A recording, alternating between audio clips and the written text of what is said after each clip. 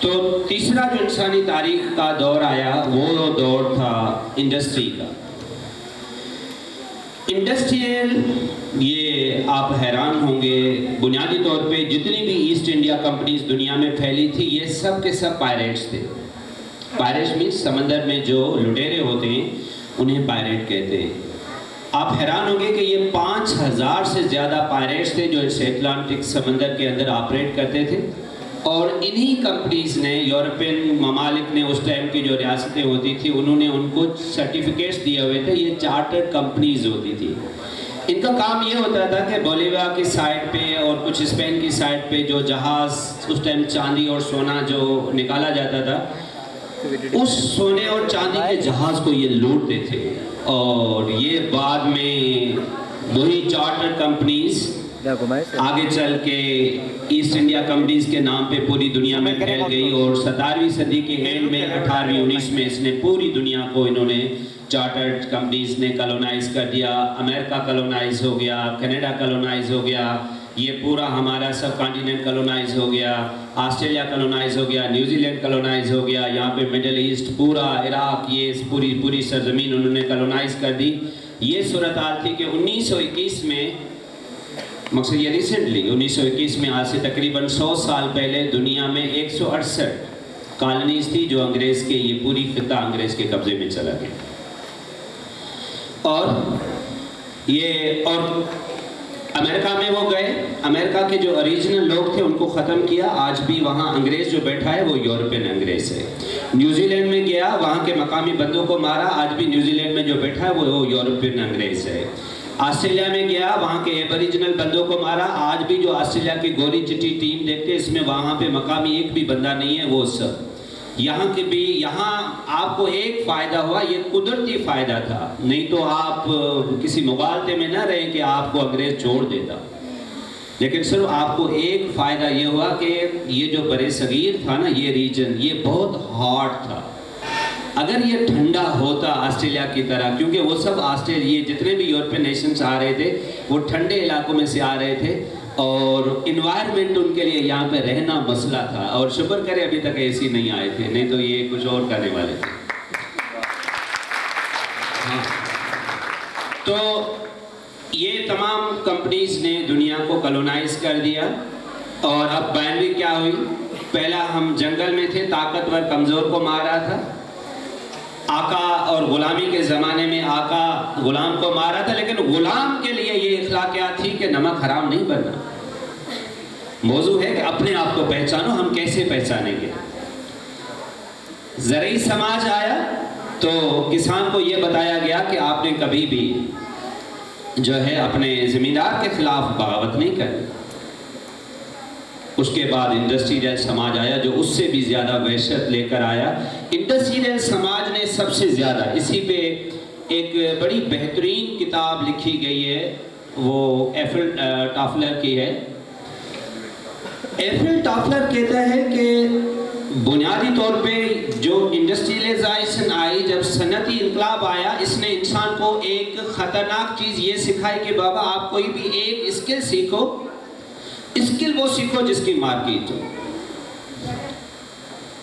اب کیا آہستہ آہستہ ہم آپ کو مارکیٹ کے لیے تیار کر رہے ہیں. آج میں اسی پہ آ کر ختم کروں گا کہ موجودہ پوسٹ ماڈرن دور میں انسان کی اگر ارتقاء کو سمجھنا ہے نا، تو دیکھو سیویجری کا زمانہ، سلیوری کا زمانہ، غلامی کا زمانہ، زراعت کا زمانہ، صنعت کا زمانہ. صنعت سے ہم آئے ماڈرنزم میں، ماڈرنزم سے ہم گئے پوسٹ ماڈرنزم میں. بہت جلدی ہم جائیں گے ٹینس ہیومنزم میں. ٹینس ہیومنزم سے ہم جائیں گے پوسٹ ہیومنزم پہ، جو یہ فرارے وغیرہ جو پوری دنیا میں بحث چل رہا ہے.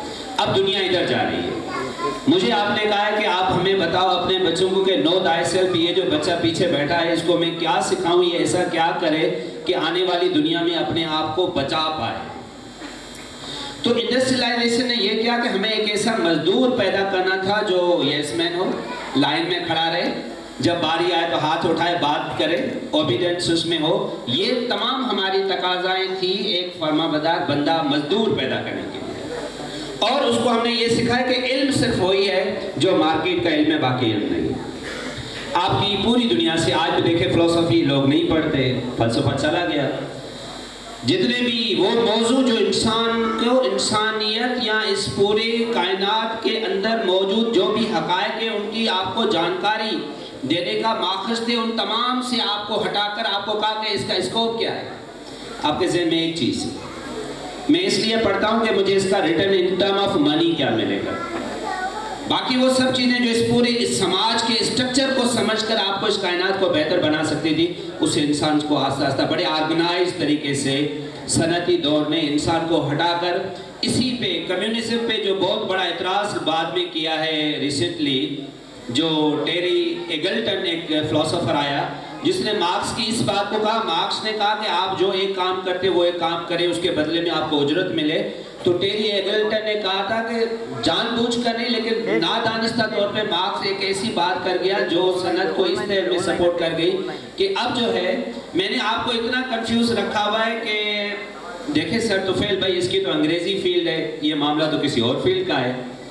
جی فلاں عرفان ان کی تو یہ فیلڈ ہے، یہ معاملہ کسی اور فیلڈ کا ہے.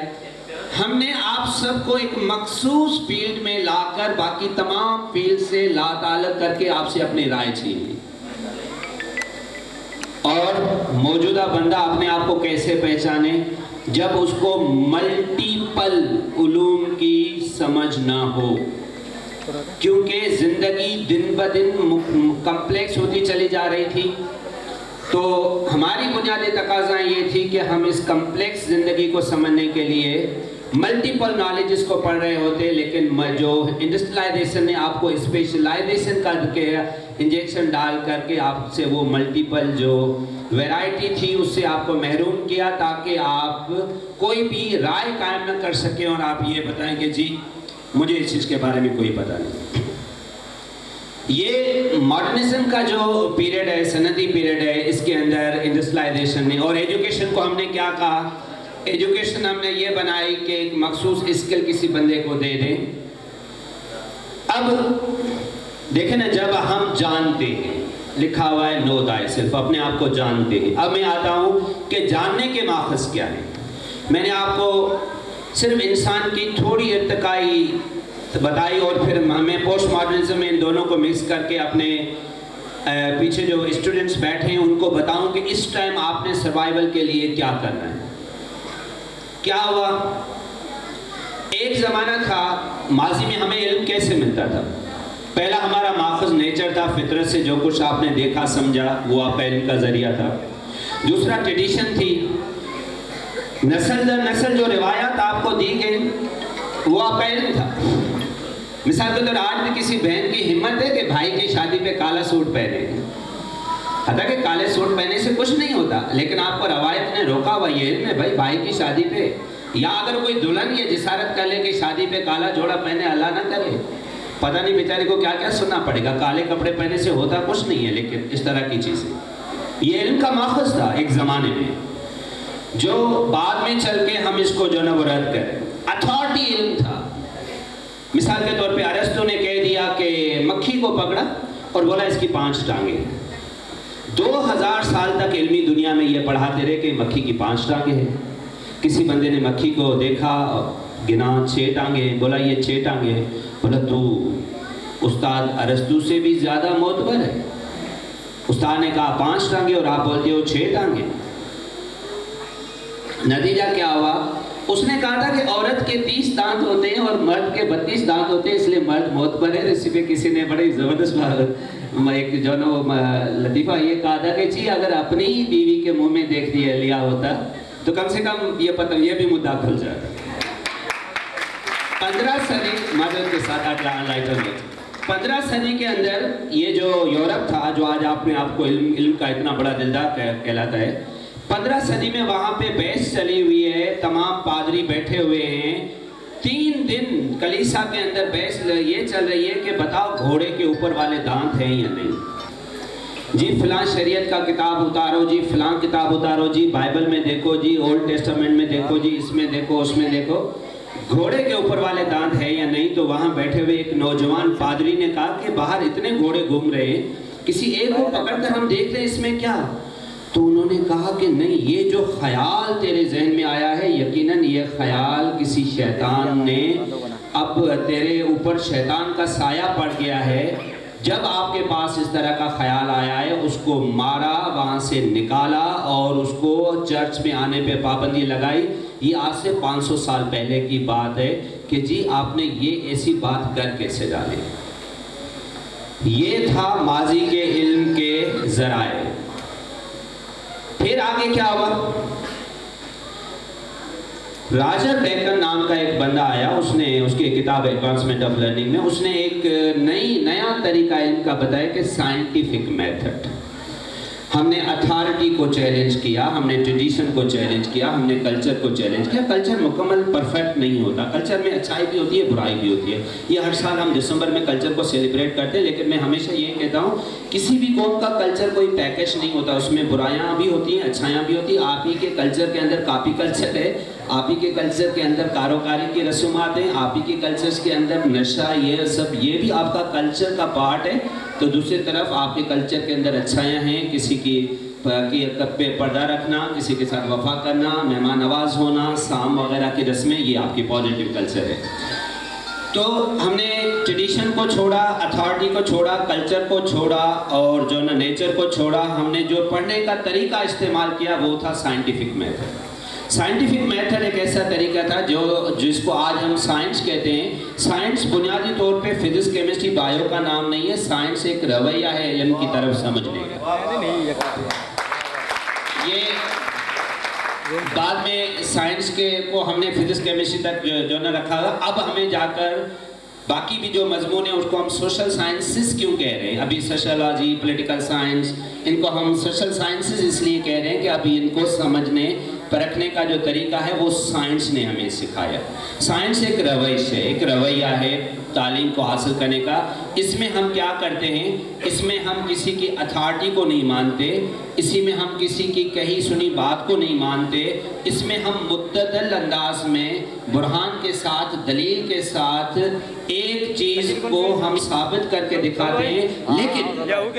لیکن سب سے زیادہ اہم بات سائنس کے علوم کی اخلاقیات یہ ہے کہ اگر 1000 سال تک یہ ایک بات کو کہتی رہے کہ یہ ایک ہے، اور 1000 سال کے بعد اگر یہ پتا چلے کہ نہیں یہ 2 ہے، تو سوائے کسی اگرچہ مگرچہ کے، سوائے کسی، یہ سائنس کے علوم کی یہ موجودہ علم کی اخلاقیات یہ ہونی چاہیے کہ اگر 2000 سال تک آپ ایک چیز کو غلط سمجھتے رہے تھے، آج آپ کو پتہ چلا ہے تو اس کو بغیر کسی اگرچہ مگرچہ کے آپ اس کو قبول کریں کہ ہاں وہ 2000 سال پہلے غلط تھا، ابھی یہ جو نہیں یہ صحیح ہے. ایک زمانہ ہوتا تھا کسی کو بخار آتا تھا تو کہتے تھے اس کو پانی نہ لگاؤ. بعد میں ڈاکٹرز نے کہا نہیں اس کو پانی لگائیں، اور ہم نے لگایا.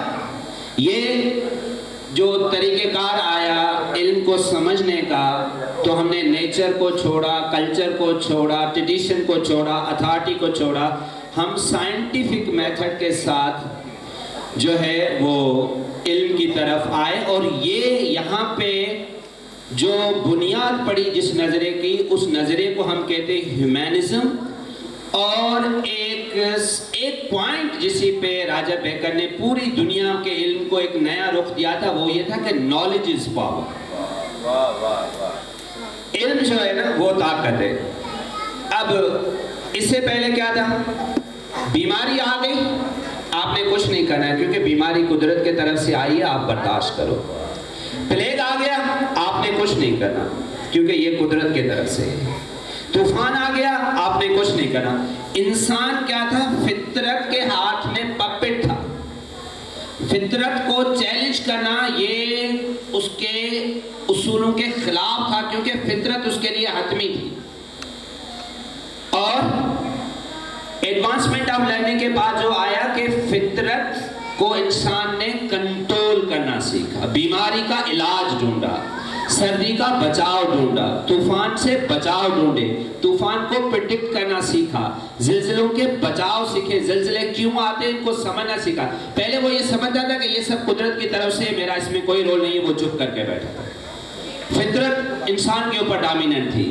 اس کے بعد آیا ہیومنزم کا دور آیا، جو بوکیشو نے، پیٹراک نے انسان ہیومن کی بات کی. اس تحریک نے بعد میں پوری دنیا میں ایک بھونچال مچا دیا. لیکن وہ پھر ہیومنزم کی تحریک، آپ کے جو شاطر قسم کے جو دماغ تھے وہ ہیومنزم کی تحریک کو یرغمال کر کے چلے گئے. کیسے؟ آج آپ کے پاس جو ڈیموکریسی ہوتی ہے نا، یہ بھی اسی ہیومنزم کا جو نا شاخسانہ ہے نا، کہتا ہے نا مجھے اتنے ہیومن نے ووٹ دے دیا، میرے پاس مینڈیٹ ہے. وہ ہیومن کی انٹلیکچوئل کیپیسٹی کیا ہے اس کو چھوڑ دے، لیکن چونکہ ہم نے مانا کہ انسان صحیح فیصلہ کر سکتا ہے، تو یہ جو موجودہ ڈیموکریسی ہے یہ اسی کا شاخسانہ ہے. اور ہم نے کہا کہ انسان صحیح فیصلہ کر سکتا ہے. آپ دنیا کے ماہر ترین انجینئر بلا کر زبردست گاڑی بنا کر مارکیٹ میں رکھیں، لیکن ایک جو ہے وہ میکینک بولے، آپ کو پتہ ہے جب نئی کارڈ والی گاڑیاں آئی تھی تو وہ میکینکس کو سمجھ میں نہیں آتی تھی، تو وہ تب یہ کہتے تھے کہ یہ گاڑیاں جو ہے نا یہ خراب ہے، وہ پہلے والی گاڑی ٹھیک ہوتی تھی. اور جتنی بھی وہ نئی گاڑیاں مارکیٹ میں لانچ ہوئی ان کو ٹائم لگا ایکسیپٹ ہونے میں، حتیٰ کہ وہ نئی گاڑیاں ماڈل جو تھے فیول ایفیشنٹ تھے، اس میں 1000 خوبیاں تھی، لیکن مارکیٹ نے کہہ دیا نو دو لوگ. ہیومنزم اس کی اپنی خامیاں اپنی جگہ پر ضرور رہی، لیکن تو نالج جو راجر بیکر نے کہا تھا پاور ہے، اسی کو آگے آ کر ابھی پوسٹ ماڈرن دور کے اندر فوکو نے کہا ہے کہ نالج پاور نہیں ہے، پاور نالج. بائنری چینج ہوگی. اب میں آج کے انتہائی اہم موضوع پہ آ رہا ہوں جو میں اپنے بچوں سے مخاطب ہوں. کیا ہے، کیسے موجودہ دور میں آپ اس کو پہچانیں گے؟ کیونکہ یہ جو دور ہے جس میں آپ بیٹھے ہیں یہ پوسٹ ماڈرن دور جو ہے نا، پوسٹ ماڈرن دور کی کچھ ایسی خطرناک اس کے اندر ٹریڈس ہے کہ آپ سمجھ نہیں پائیں گے. مثال کے طور پہ آرٹیفیشل انٹیلیجنس کی مدد سے ہم نے آپ کا پورا ڈیٹا جو ہے نا وہ کنٹرول کیا. ابھی ریسنٹلی یہ ایلان مسک نے 6 مہینے کے اندر 180 ارب ڈالر کا نقصان کیا ہے. 180 ارب ڈالر کا نقصان کیا ہے، لیکن کہتا کیا ہے کہ no, I'm wealthy, I have a data of all people that is greater than 180 billion dollars. میرے پاس آپ سب کا ڈیٹا ہے اور یہ ڈیٹا سب سے زیادہ ویلتھ ہے. جو جنگل میں تھا جس کے پاس طاقت تھی وہ آلہ تھا، غلامی میں جس کے پاس زیادہ غلام تھے وہ آلہ تھا، زرعی سماج میں جس کے پاس زیادہ زمین تھی وہ آلہ تھا، ماڈرنزم میں جس کے پاس زیادہ فیکٹریز تھی وہ آلہ تھا. پوسٹ ماڈرن پیریڈ کے اندر جس کے پاس زیادہ ڈیٹا ہے وہ آلہ ہے. یہ ڈیٹا کی ابھی جنگ شروع ہوگی اور ڈیٹا سے ہم آپ کے ذہنوں کو ان تمام چیزوں کو کنٹرول کر رہے ہیں. کارل مارکس نے ایک اچھی بات کہی تھی، اس نے کہا بابا کوانٹٹی کو چھوڑیں کوالٹی پیدا کریں. اسی کا پوسٹ ماڈرن نے توڑ کیا نکالا کہ کوانٹٹی سے اور کوانٹٹی، ایک تھیوری ہے میکسیملزم کی تھیوری. اب یہ جو چھوٹے بچے پیچھے بیٹھے ہیں، چھوٹے بیٹھے ہیں، اس ٹائم پوسٹ ماڈرن آپ کے ساتھ واردات کیا کر رہی ہے؟ یہ کموڈٹی کا زمانہ ہے. ہم نے ہر چیز کو کموڈٹی چیز سے منسوخ کیا. اس ٹائم پتہ ہے اچھا فادر کون ہے؟ فادر آپ طے نہیں کریں گے، ہم مارکیٹ طے کریں گے. اچھا فادر وہ ہے جو رات کو 2 بجے اپنے بچوں کو بٹھا کر پیزا کھلاتا ہو. آپ کا اچھا دوست کون ہے؟ اچھا دوست وہ نہیں ہے جو آپ کے ساتھ دکھ سکھ میں، اچھا دوست وہ جو آپ کو برتھ ڈے پہ کوئی چیز گفٹ کرے.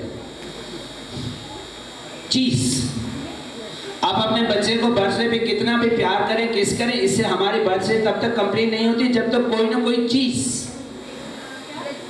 اور پوسٹ ماڈرن دور میں خطرناک بات یہ ہوگی کہ ایک ہم کیریکٹرز کو ایک دن لانچ کریں گے، اگلے دن اس کا کوئی پتہ ہی نہیں ہوگا. رات پیک کے اندر ایک لڑکی آئے کہ یہ ہمیں، یہ ہماری گاڑی ہے، یہ ہماری پارٹی ہو رہی ہے، 10 ملین اس کے جو ہے فالوورز ہو گئے. اگلے دن وہ لڑکی غائب ہو گئی. دوسرے دن ہم نے اسلام آباد میں نیلی آنکھوں والا چائے والا لڑکا پیدا کر دیا، اگلے دن وہ چلا گیا. کیریکٹرز ہم ایسے جنریٹ کریں گے، اگلے دن چلے جائیں گے، آپ کی یاداشت میں کچھ نہیں ہوگا. ابھی جو مارکس نے کہا تھا نا، مارکس نے بڑی زبردست بات کی تھی کہ کوانٹٹی پیدا کرو. اس کا اس نے توڑ کوالٹی رکھا اور اس نے کوانٹٹی رکھا. اس نے کہا کوالٹی پیدا کرو، انہوں نے کوانٹٹی. اب تھیوری ہے میکسیملزم. میکسیملزم یہ کہتی ہے کہ آپ سے جتنی چیزیں دنیا میں بنائی سکتی آپ بنا کر مارکیٹ میں رکھ دیں. خریدار بولا وہ ہمارا کام ہے، خریدار خود پیدا کریں گے. کیسے پیدا ہوں گے؟ اب ایڈورٹیزمنٹ کے تھرو. لیکن اگر ایک بچہ، یہ جو چھوٹے ٹھیکنے بیٹھے ہیں نا پیچھے، جن کو انگلی سے پکڑ کر آپ اسکول چھوڑ کر آتے ہیں، اس کا فون اٹھائیں، اس کا موڈ آف ہو جائے گا. پرائیویسی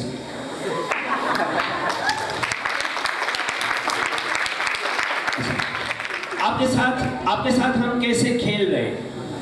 دیکھیں یہ فون ہے نا, یہ جی ہم نے 2.5 لاکھ کا لانچ کیا, 6 مہینے کے بعد ہم نے دوسرا فون لانچ کیا, اور ہم نے آپ کو کیا سکھایا کہ وہ جو فون تھا اس میں کیمرہ یوں لگا ہوا تھا, ابھی ہم نے کیمرہ یوں کر دیا, تو اب یہ 3.5 لاکھ کا ہوگا. اور یہ جو 2 مہینے پہلے میں نے 2.5 لاکھ کا خریدا تھا, بس اس میں کیمرہ یوں ہے نا, تو یہ اگر آپ واپس دیں گے تو ہم 70-80 ہزار میں رکھ لیں گے. اور آپ وہ کیمرہ لے کر آ کر بتا رہے جابر تمہارا یہ والا ہے. نہیں, میں نے یہ لیا, اس کا کیمرہ یہ, تمہیں پتہ نہیں یہ جو تو نے سوٹ پہنا ہوا نا, یہ تو پاکستان کا, میں نے دبئی والا کافی بھر پہنا ہوا. کچھ بھی نہیں, لوگوں کی نفسیات کے ساتھ کھیلا جائے. اور یہ کب کھیلا جا سکتا ہے؟ یہ کب کھیلا جا سکتا ہے جب انسان کو پہلے جو ہے اس کو اپنی تاریخ سے دور کرو. یاد دیکھیں نا, اگر آپ کی ماں سسک رہی ہو تو کبھی بھی آپ یہ ڈیمانڈ نہیں کریں گے کہ مجھے آئی فون چاہیے. لیکن جب 7ویں کلاس کا بچہ فیس بک پہ یہ اسٹیٹس لگاتا ہے کہ باپ وہ نہیں ہے جو ضروریات پوری کرے, باپ وہ ہوتا ہے جو خواہشات پوری کرے. اور وہ خواہشات کیا ہوتی ہے؟ وہ خواہشات یہ ہوتی ہے کہ مجھے یہ آئی فون چاہیے, مجھے فلاں جو ہے نا وہ گیم چاہیے. اس کو پہلا جس طرح میں نے آپ کو بتایا نا, یہ جو سو کال پرائیویسی کا تصور لایا گیا, یہ تصور اس کے لیے لایا گیا کہ جو اتھارٹی ہے اس سے لوگوں کو دور کیا جائے. موجودہ دور میں باپ اتھارٹی نہیں رہا ہے سر. باپ پوچھتا ہے, اولاد اس کو عجیب طریقے سے ٹریٹ کرے. موجودہ دور میں استاد اتھارٹی نہیں رہا ہے. اگر استاد بچے کو تھوڑا کہہ دے تو بچے کا موڈ آف, والدین آ جاتے ہیں, ہنگامہ بپا ہو جاتا ہے, تمہاری جرت, تم ایسے تیسے استاد, تو نے ہمت کیسے ہوئی میرے بچے کو. جان بوجھ کے اس موجودہ دور میں اتھارٹی کو ختم کیا جا رہا ہے. کیوں؟ اس لیے کہ ابھی اگر یاسر کو فون لینا ہو, یہ مجھے کہے کہ بھائی میں نے فون لینا ہے, آپ کب آ رہے ہیں؟ میں نے فون لینا ہے. میں اس کو بولوں کہ ہاں میں چند دنوں میں آ رہا ہوں, ہم مل کر فون لیں گے. یہ نہیں لیں گے, اس میں یہ ایشو ہے, اس میں یہ ایشو ہے. اگر یہ یاسر اپنی اتھارٹی کے ساتھ, بھائی کے ساتھ, اپنے والد کے ساتھ, اس تجربے کے ساتھ جڑا ہوا ہے تو یہ کبھی بھی مارکیٹ میں وہ موجود گند خرید نہیں سکتا.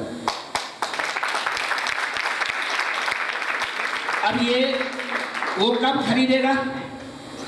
جب اس کو اتھارٹی سے ڈسکنیکٹ کیا جائے. اس ٹائم ہمارے جتنے بھی رشتے ہیں اس میں جو بڑا ہے نا, یہ ہم ایک لٹریچر میں عبداللہ صاحب فیلڈ پڑھاتے ہیں, میجک ریئلزم. مثلا وہ ایک, اور اس میں ہم ایک اور ہے بلیک ہیومر, کاری مشکری. آج جو گھر کے بڑے ہیں نا وہ ایک قسم کے بلیک ہیومر کا شکار ہے. ملی میں مسکرے بن کر بیٹھے ہوئے ہیں, بچے جو کر رہے وہ کچھ نہیں کر سکتے. اتھارٹی چیلنج ہے. آپ بچے کو بولے یہ نہیں ہوگا, بچہ کہے گا آپ کون ہوتے. کیوں؟ یہ اس لیے روش ڈالی گئی کہ ہم ان بچوں کو, کیونکہ ابھی دنیا کے اندر جو میں نے بات کہی کہ نالج از پاور کا دور چلا گیا, ابھی power is knowledge. I phone کو ہم نے کامیاب کرنا ہے. کردار ہم بنائیں گے, کمیونٹی ہم بنائیں گے, نظریات ہم بنائیں گے, اسکول کون سا ہم بتائیں گے, تعلیم کون سی ہم بتائیں گے.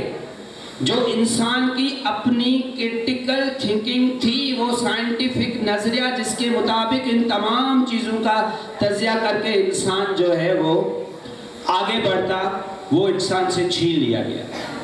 آپ کے تمام یونیورسٹی سے جائیں دیکھیں, فلسفے کے جتنے بھی مضامین تھے ان کو جلا وطن کر دیا گیا.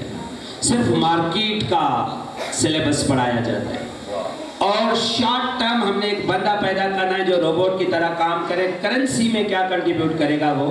تو اتھارٹی ختم کرو, ہسٹری سے لوگوں کو ختم کرو, اس کے بعد انسان کیا ہوتا ہے؟ پھر ہوتا ہے اکیلا فرد. اور یاد کرو ماضی میں جنگل میں کیا ہوتا تھا؟ انسان کو اکیلا کرو اور اس کا شکار کرو. سیم اسی نہج پہ ہم نے انسان کو آ کر کھڑا کر دیا ہے.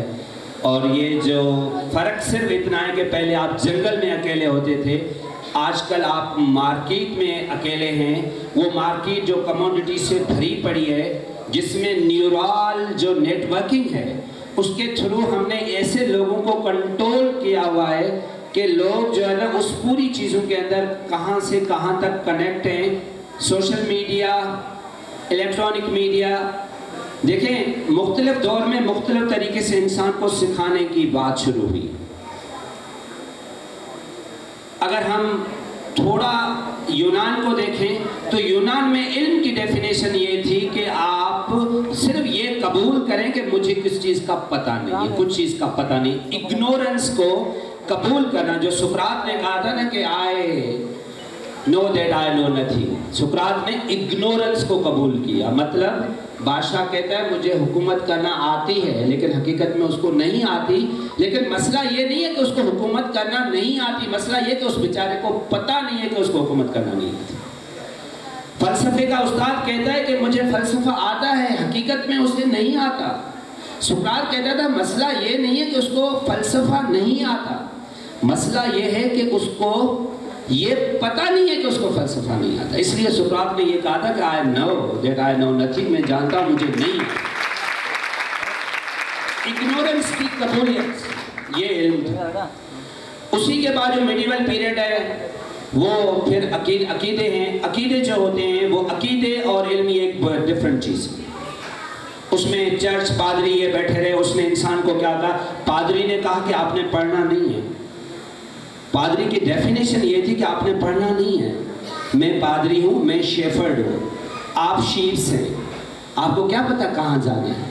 تو چراوا بتائے گا نا کہ کہاں جانا ہے. اس کے لیے لوگوں کو اتنی حد تک ان کو علم سے دور رکھا گیا انسان کو کہ جب سلطان صلاح الدین ایوبی کے ساتھ بیت المقدس میں رچرڈ II کی لڑائی ہوئی تھی تو جب ان کا معاہدہ ہوا تھا، معاہدے میں رچرڈ II نے جب سگنیچر کیے تھے تو وہ سگنیچر جان بوجھ کر ٹیڑھے میڑھے کیے تھے، صرف یہ دکھانے کے لیے کہ وہ ان پڑھ ہے، کسی کو یہ شائبہ نہ ہو جائے کہ رچرڈ پڑھا لکھا ہے تو لوگ کیا کہیں گے؟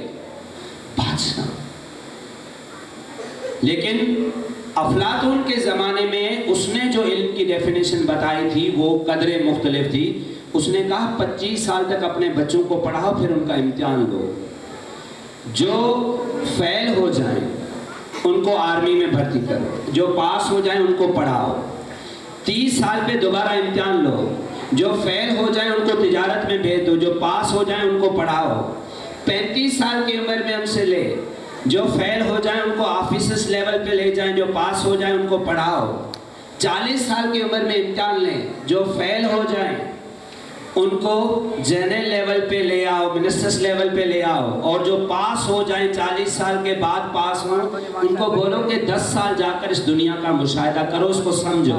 50 سال کا جب وہ بنے نا تب اس کو بناؤ بادشاہ. فلاسفرز کنگ جو اس نے بات تصور دی تھی. یہ آج سے 2000 سال پہلے لوگ اپنا بادشاہ چن رہے تھے، 2000 سال پہلے. اور ہم کیا کر رہے ہیں آج کل؟ تو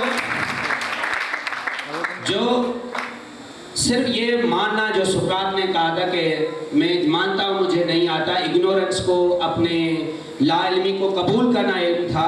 تو میڈیول زمانے کا علم میں نے آپ کو بتایا روایات پہ تھا. اس کے بعد میڈل پیریڈ کے بعد جب یہ نالج از پاور کا دور آیا تو ہم نے انڈسٹرائزیشن کے تھرو علم یہ آیا، لیکن اس نے وہ علم کس کے ساتھ کھڑا ہو گیا؟ وہ علم بھی سرمایہ دار کے پاس جا کر کھڑا ہو گیا. اس کی میں آپ کو صرف ایک مثال دوں. ریسنٹ کرونا آیا نا تو سائنس اور علم کو انسان کے ساتھ کھڑا ہونا چاہیے تھا، لیکن آپ نے دیکھا کہ وہ ملٹی نیشنل کمپنیز کے ساتھ کھڑا ہو گیا. یا ایک اور خطرناک مثال دوں، جرمن میں ہٹلر یہودیوں کو مار رہا تھا اور اس ٹائم ان جرنلز کی اور بادشاہوں کے دماغ میں ایک چیز تھی کہ یار یہ جو سائنٹسٹ ہیں، استاد ہیں، پڑھے لکھے، ان کو کیا آتا ہے؟ ہم جنگیں لڑتے ہیں، ہم ملک بناتے ہیں، یہ تو ایسے کتابیں پڑھ کے ایسے گھوم رہے ہیں، ان کو کیا پتا؟ اور امریکہ میں بیٹھے ہوئے اس نے یہ جو نا وہ روزویلٹ نے یہ چالاکی کی کہ جتنے بھی ان کے سائنٹسٹ تھے، کہاں سے گیا تھا آئنسٹائن؟ یہودی تھا نا، جرمن سے گیا تھا نا. تمام یہ سائنٹسٹ بلا کر ادھر لے گیا اور ایٹم بم بنا کر یورپ کیا پوری دنیا کو سائڈ پہ کر کے رکھ دیا. یہ علیحدہ بات ہے کہ وہ علم جو انسان کے ساتھ کھڑا ہونا چاہیے تھا وہ نہیں ہوا. وہی علم جو ماضی میں اس ملٹائل کمپنیز کے ساتھ کھڑا ہوا تھا آج وہ اس سے بھی زیادہ ایک خطرناک کمپنیز کے یہ جو ابھی جس کے اندر آپ کموڈٹی بنے ہوئے، اس کے اندر انسان موجودہ انسان جو ہے وہ بکھرا ہوا ہے. تو یہ علم اب آپ اپنے آپ کو کیسے پہچانیں گے جو پیچھے یہ بچے بیٹھے ہیں؟ دیکھو ایک بات بتاؤ، یوول نوآ ہرارے جو کتاب اس نے ریسنٹ سے پبلش کی ہے 21، اس نے بتایا کہ موجودہ انسان کے جو 21 چیلنج ہیں، جتنے بھی آپ نوجوان بچے بیٹھے ہیں آپ کو یہ کتاب ضرور پڑھنی چاہیے. اچھا پتہ ہے وہ کیا کہتا ہے؟ وہ کہتا ہے آپ ناکامی کے لیے جلدی تیار ہیں. کیوں؟ کیونکہ جلدی آپ کو فیلڈ چینج کرنی پڑے گی. مستقل فیلڈ ابھی آگے آپ کو کم ملے گی. پہلے ایک ڈاکٹر ہوتا تھا، پوری عمر ڈاکٹر بن جاتا. میں استاد ہوں، پوری عمر استاد ہوں. لیکن ہو سکتا ہے آنے والے 30 سالوں کے بعد تعلیم کا یہ سسٹم نہ رہے، انسان استاد جو انسان کی شکل میں نہ رہے، کوئی اور اس سے بہتر استاد آ جائے ٹیکنالوجی کی مدد سے. میں ٹیچنگ چھوڑ کر ایکسرسائز کرانا سیکھوں، ایکسرسائز کا استاد بنوں، اور پتہ چلے کہ سال کے بعد ایک زبردست سافٹ ویئر آ گیا ہے، وہ فون میں آپ کو ایکسرسائز کرا دیتا، آپ کو میری ضرورت ہی نہیں پڑی. میں نے وہ چھوڑا کسی اور چیز کی طرف. مسلسل آپ کی فیلڈز چینج ہوگی. ناکامی کو قبول کرو، نئی اسٹوریز پہ یقین کرو. اب دنیا میں نئی کہانیاں گھڑی جائیں گی. یہ پہلے بھی جو دنیا کسی نہ کسی کہانی پہ چلائی گئی ہے، اور کہانیاں جو ہے نا گھڑی جائیں گی. اور اس سے زیادہ جو ہے ملٹیپل ٹیلنٹ، ملٹیپل. یہ جو آپ میں سے ونڈو 10 یا ونڈو 11 چلا رہے ہیں، آپ دیکھیں کہ آپ کا ایک انٹرفیس ہوتا ہے، وہیں پہ اگر آپ پریس کریں تو کمپلیٹلی نئی ونڈو آ جاتی ہے. میں ریسرچ کر رہا ہوں، میرے 10 ڈاکیومنٹس کھلے ہوئے ہیں، نیچے میں نے جا کر ایک اور فریش نیو ونڈو کھول دی، کلاس میں چل رہا ہوں، پڑھا رہا ہوں، وہ میری ریسرچ وہیں کھلی پڑی ہے، سب ڈاکیومنٹس ادھر پڑے ہوئے ہیں. پھر کلاس ختم ہوا، دوبارہ اس پہ چلا گیا. ملٹیپل ٹاسکنگ، کیونکہ برین کو اس طریقے سے ٹرین کیا جا رہا ہے. آپ بچوں کو پرابلم کیا ہو گیا ہے؟ ایک آپ کے لیے سب سے زیادہ خطرناک جو چیلنج ہے، جو پیچھے چھوٹے بچے بیٹھے ہو، آپ کا خطرناک چیلنج یہ ہے کہ ہم بک کی جنریشن تھے. ہمارے لیے آسانی یہ تھی کہ بک جب ہم پڑھتے تھے تو ایک ٹاپک پہ فوکس ہوتے تھے. آپ اسکرین کی جنریشن ہو. آپ کا سب سے بڑا مسئلہ یہ کہ جب آپ اسکرین کھولتے ہیں تو ہر ٹائم آپ کسی نئی چیز کو دیکھ رہے ہوتے ہو، اور روزانہ یہ پریکٹس کرتے کرتے اب آپ کا برین ایک چیز پہ فوکس ہونے کی عادت ہی چھوڑ چکا ہے. اس کے لیے جب آپ پڑھ نہیں پاتے ہو، 2 منٹ 15 منٹ پڑھتے ہو، بور ہو جاتے ہو، اور آپ کو شفٹ چاہیے. فوکس ختم ہو گیا، اور یہ فوکس جان بوجھ کر ختم کیا گیا ہے اس انسان کا. یہ پوسٹ ماڈرن گیم ہے. اس ٹائم آپ کا فوکس نہیں ہے. کلاس میں ٹیچر پڑھاتا ہے، 15 منٹ کے بعد آپ نہیں پڑھا، بچہ نہیں پڑھ پاتا. 40 منٹ پہ کنٹینیوس بچے کا فوکس نہیں ہے. کیوں نہیں ہے؟ کیونکہ کنٹینیوس اسکرین ایکسپوجر. اور اسکرین پہ بھی آپ کیا دیکھتے ہیں؟ وہی چیز، سیروٹائن، oxytocin, dopamine.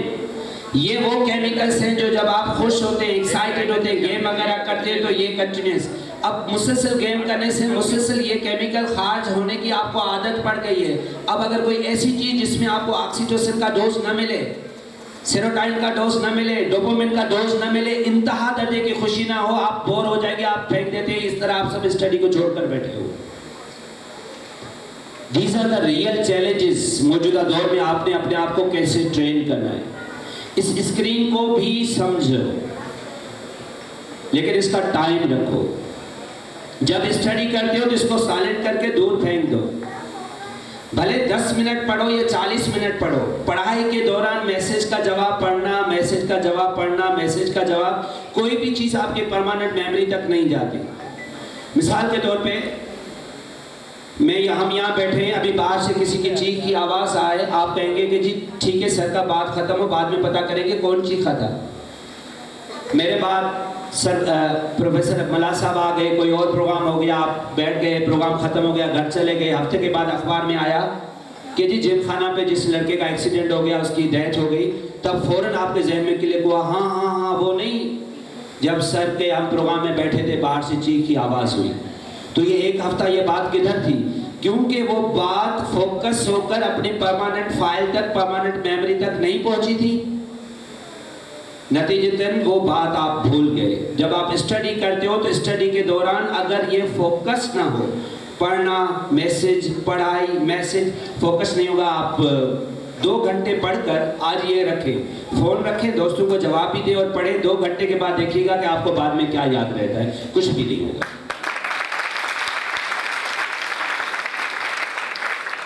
These are real challenges. اب مسئلہ یہ ہوتا ہے کہ انسان کہیں سے بھی کھڑا ہو جائے، اپنی زندگی کی شروعات کر سکتا ہے اور اکیلا بننا اسٹارٹ کر لیتا ہے. مثال کے طور پہ 1955 میں گورے اور کالوں کی جو امریکہ میں لڑائی چل رہی تھی، ایک کالی عورت کو، روزہ پاک کو جو نا انہوں نے بس سے اتارا کہ کیونکہ آپ گورے کے ساتھ نہیں بیٹھ سکتے. اس کے نتیجے میں انہوں نے احتجاج کیا اور 381 دن امریکہ میں کوئی کالا بس پہ نہیں چڑھا، اور نتیجہ کیا ہوا؟ کالے اور گورے کو امریکہ میں اکٹھے رہنے کا حق ملا. ٹاڈ ویبر نام کا ایک بندہ تھا، جب 9/11 کی جہاز جو اغوا کیے گئے تھے اس میں ایک جہاز پہ یہ اکیلا بندہ کھڑا ہو گیا اور دہشت گردوں کے ساتھ ان کی لڑائی شروع ہو گئی. لڑتے لڑتے وہ جہاز کریش ہو گیا، لیکن اس کو اپنے ہدف پہ پہنچا کر وہ نقصان کرنے ایک بندے نے نہیں دیا. ابو عزیز تیونس میں ایک ایسا لڑکا ہے جو گریجویٹ لڑکا ہے اور اس کو جاب نہیں ملتی. بے روزگاری کے مارے فروٹ کا ایک جو ٹھیلا لگاتا ہے. پولیس والے آ کر کہتے ہیں کہ یہاں ٹھیلا کیوں لگایا ہے؟ اس کا ٹھیلا کرا دیتے ہیں اور اس میں غصے میں آ کر وہ اپنے آپ کو آگ لگاتا ہے. اور ابو عزیز اکیلے کی آگ ایسے بھڑک اٹھی کہ 10 مہینے کے اندر زین العابدین تیونس کا بادشاہ اڑا، پھر مصر کا بادشاہ اڑا اور عرب اسپرنگ کی شروعات ہوئی. بات صرف ایک ابو عزیز سے شروع ہوئی تھی اور بات یہاں تک چلی گئی. کینڈی لائٹرز اس کی ایک 13 سال کی بچی تھی. ایک ڈرائیور نے تیز گاڑی کے ساتھ نشہ پی کر گاڑی چلاتے ہوئے اس کی 13 سال کی بچی کو مار دیا. وہ اکیلی عورت کورٹ میں کھڑی ہو گئی، کتنے سالوں تک کیس لڑتی رہی کہ میرے بچے کو جس ڈرائیور نے مارا ہے اس نے نشہ کیا ہوا تھا، نشہ کر کے ڈرائیونگ کرنے پہ پابندی لگاؤ، پابندی لگاؤ، پابندی لگاؤ. پوری دنیا کو اس اکیلی عورت نے یہ قانون دیا اور وہ نشہ بند. 6 جون کے اندر 1989 کے اندر چائنا میں چند اسٹوڈنٹس نے بائیکاٹ کیا. نتیجے میں چائنا کی آرمی ٹینک لے کر آ گئی ان بچوں کو، ان اسٹوڈنٹس کو جو ہے کچلنے کے لیے. وہاں پہ ایک لڑکا جس کا آج تک بھی نام پتہ نہیں ہے، لیکن وہ اس ٹینک کے سامنے کھڑا ہو گیا. وہ اکیلا تھا، سب اسٹوڈنٹس چلے گئے تھے، وہ لڑکا وہیں کھڑا رہا. ٹینک آگے نہیں بڑھا تھا. اس لڑکے کو آج نام تو نہیں ملا، لیکن آج بھی اس کو ٹینک مین کے نام سے دنیا جانتی ہے. آپ اکیلے، جتنے بھی پیچھے آپ بیٹھے ہو، ضروری نہیں ہے کہ آپ اکیلے فرد، ابھی صدام یہ یا اس کی ٹیم یہ اکیلے فرد کھڑے ہو گئے، ہم سب کو اکٹھا کر دیا. سر حنین کھڑا ہو گیا، پوری بدین کو اکٹھا کر دیا. کبھی سمرو کھڑے ہو گئے، بیسو کی ٹیم، کمر کی ٹیم کھڑی ہو گئی، پورے بدین کو. کبھی ان کی ٹیم کھڑی ہو گئی، پورے بدین کو. مسئلہ کیا ہے؟ مسئلہ ہمارا یہ ہے کہ ہم ان چیزوں پہ آپ کو لوگ ڈی موٹیویٹ کریں گے کہ ایسا کچھ نہیں ہوگا. ایک اور دنیا میں ایک اکیلے بندے نے وہ کیس لڑا تھا، اس کا نام تھا ریان وائٹ. وہ اس کو خون کی کمی کی، ہیموفیلک تھا، خون کی کمی تھی. اس کو جو خون لگا تھا اس میں کچھ تھا اور اس کو اس خون میں سے ایڈز ہو گئی. اور اس نے پوری دنیا میں ایک کیمپین چلائی کہ ایڈز صرف اور صرف کسی ناجائز تعلقات کی بنیاد پہ نہیں، کسی اور وجہ سے بھی ہو سکتی ہے. آپ ایڈز کے مریض کو عزت دو. یہ ریان وائٹ کی تحریک تھی. وہ خود مر گیا، لیکن اس کے بعد کسی ایڈز والے بچے کو لیڈی ڈیانا کی گود نصیب ہوئی تھی. ایک للی لیڈ بیٹر، اس نے امریکہ میں تحریک چلائی تھی کہ ایک مرد اور عورت کام سیم کرے، مرد کی تنخواہ زیادہ، عورت کی تنخواہ کم. کیس کیا، سپریم کورٹ نے وہ کیس رد کر دیا. خود ریٹائر ہو گئی، کیس کو فالو کرتی رہی. بعد میں جو نا کانگریس نے بل پاس کیا ہے للی لیڈ بیٹر فیئر پے ایکٹ، جس میں ان کو برابر تنخواہ دی گئی. یا جس طرح دنیا میں تمام چیزیں جو لوگ سمجھتے کہ یہ بڑے لوگوں کے، اس طرح کسی بھی کالے کو یہ اجازت نہیں تھی کہ وہ ڈانس کرے. یہ مسٹی کوپلینڈ ایک چھوٹا لڑکا تھا، کالا تھا، جس نے پہلی مرتبہ بیلے ڈانس کی شروعات کی تھی، اور آج جب بھی بیلے ڈانس کی بات آتی ہے تو اس کالے لڑکے کی بات آتی ہے۔ یہ سب قصے میں نے آپ کو کیوں بتایا جو پیچھے چھوٹے بچے بیٹھے؟ ہو سکتا ہے آپ کے اندر اس طرح کا کوئی کردار بیٹھا ہو۔ آپ نے ابن سینا کو اس کا نام سنا ہوگا، وہ پڑھنا میتھمیٹکس چاہتا تھا، لیکن پھر اس نے ایک سبزی والے سے میتھ الجبرا سیکھا، پھر کچھ کتاب سیکھے، بولا مزید پڑھنا ہے، بولا بادشاہ کے پاس ہے، بادشاہ نے کہا کتاب پڑھنے تب دوں گا جب میری پیٹ کی بیماری کا علاج ڈھونڈو۔ پھر 15 سال اس کی پیٹ کی بیماری کا علاج ڈھونڈا، اس کے بعد جا کر میتھ اس کے اندر جا کر کتاب پڑھنے کا موقع ملا۔ ایک سال اس شرط پہ تھا، کوئی پیپر نہیں لے جاؤ گے، پین نہیں لے جاؤ گے، کوئی کتاب باہر نہیں لے جاؤ گے۔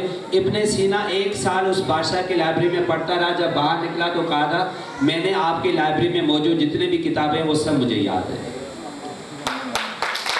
اور وہ ابن سینا جس کو آج پوری دنیا جو ہے ایون یورپ والے فادر آف میڈیکل سائنسز، عشق الجبرا سے تھا، اسی عشق میں اس نے میڈیسن سے کہاں سے کہا تھا۔ رائٹ بردرز نے جہاز اڑانے کی بات کی، رائٹ بردرز کا اپنا باپ جو فوجی کرنل تھا وہ کہتا تھا یار پیسے نہ ضائع کرو۔